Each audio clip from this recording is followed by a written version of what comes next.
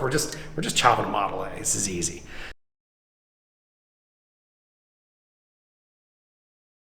Hey, I'm Josh from Village Customs. Tonight we're going to chop a Model A, and I thought, why not video it? Why not show everyone how we do it?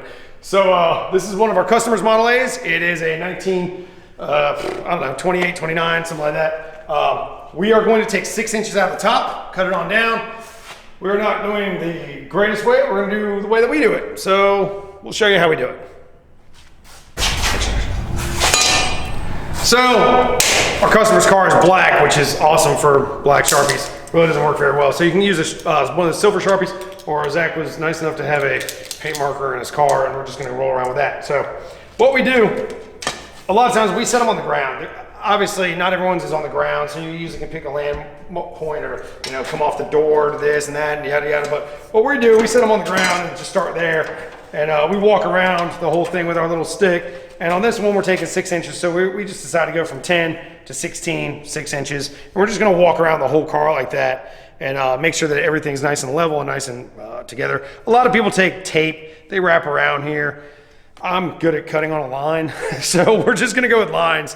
Our doors are braced up. This is a really nice Model A, like extremely nice Model A. Usually we tack on the outside of the doors so that we kind of tack them shut so they don't move around. On this one we decided we just put one little tack on the inside, and then we clamp the bottoms of the doors really tight. I can't even talk to you about how awesome this car is. It's really nice. So we're trying to do as little distortion to the car as we possibly can.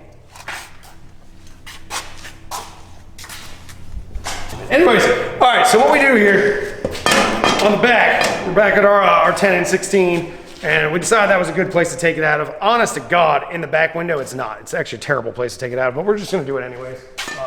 We are good enough welders that we can just work with it. So usually what I would wanna do is take it out of the flat spots. We're actually taking it way down here in a little bit of the curve. We're just gonna fill it up with a little bit of weld, and we'll smooth that down and make it all right, and we'll just, like I said, we've done this a lot of times and we can just kind of get away with it. However, I do not like doing the curve in here.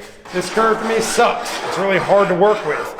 A lot of times you end up having to do like splits and pie cuts and this and that. So that is why we decided to go down, and we're just gonna make this easy. We're gonna chop this in like 2 or 3 hours. So we're not going crazy on it and doing a gazillion-dollar job in 60 hours of work. We're just chopping a Model A. This is easy.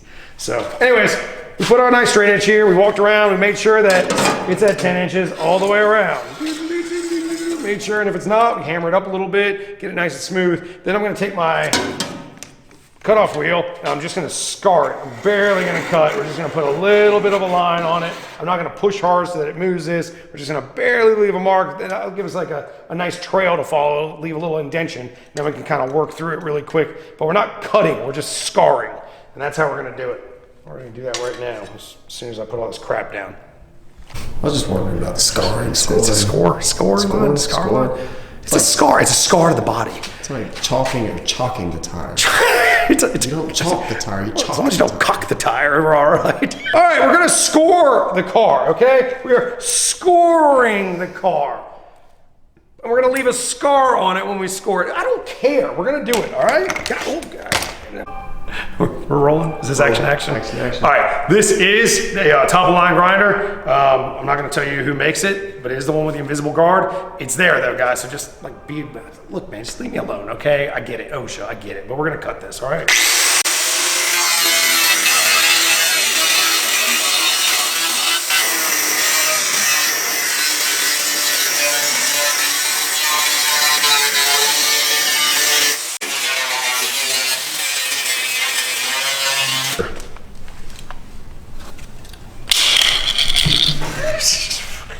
The last one we did, we literally used one Sawzall blade and one cutoff wheel.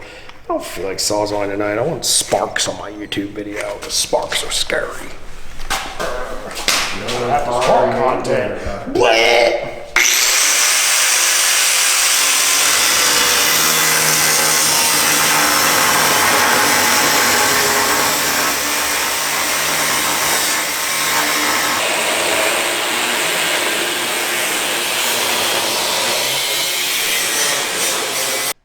What, we got 30 minutes in this chop so far? I'm gonna go cut these doors.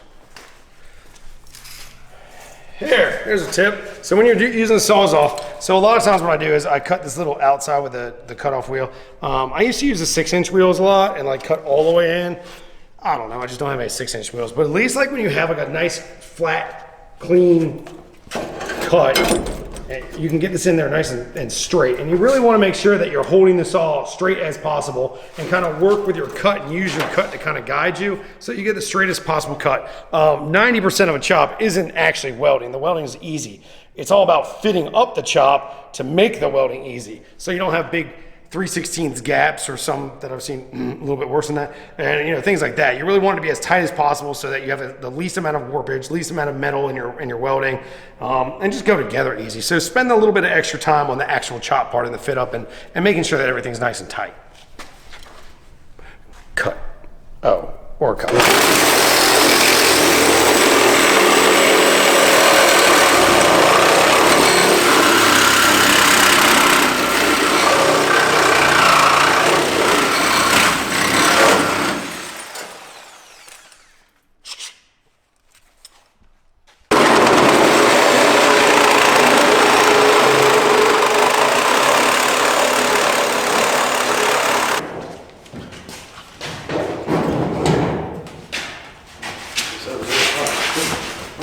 Whatever, that was easy. Go behind that.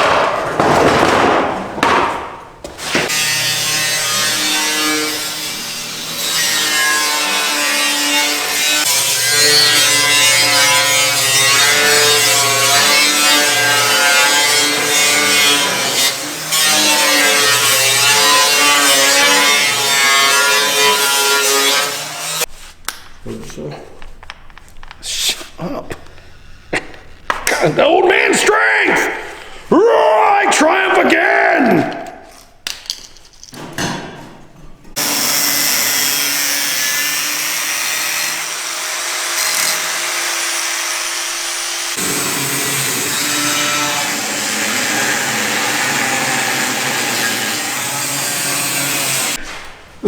Come on, Jesse, get the roof! You ready, Jesse?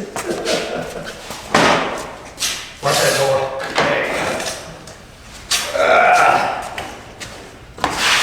If you have enough bricks or not nails, you just nail a chop down.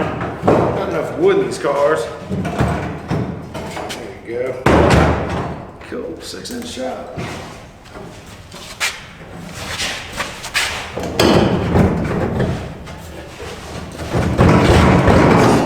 There you go, I guess we're done. That's it, it's over. Good. Cool. That's all you have to do. All right, you're good? All right, we're ready. Okay, cool. So basically what we have here, we cut it all down, and we're not perfect, nobody is. So like, you know, when you go back, you're gonna set your roof down, and like, look how we have like, you know, gap right there. It's not like a huge gap or anything like that. But basically we take our grinder, well, our flap disc, and we kind of like sand a little bit here and sand a little bit there, and just close up the gap just a little bit. This is a pretty good one because we're actually gonna come back and do relief cuts right here. And this will kind of fold in a little bit. So it's actually pretty close right now. But you know, you don't want really more than an 1/8 gap on anything. You want it to be as tight as possible. So, but I think we can get away with just a little bit more. And actually the wood's holding us up still, so we'll take that out. But we're not actually welding it tonight. So we're gonna go back later on and show the welding portion of this and how we're gonna line it up and stuff. And but basically what we do when we do these jobs is we cut the roof off, then we go inside, we do the all the sheet metal inside of the car, and that way we can walk around and don't have to duck under these little roofs and don't smack our head on anything. And then we go back and do the chop, the welding portion and the relief cuts and cleaning everything up right at the end, right before we're getting done with the car. So probably end of the week, maybe next week, we'll go back and we'll weld this all up and we'll video that and we'll show you what we're doing.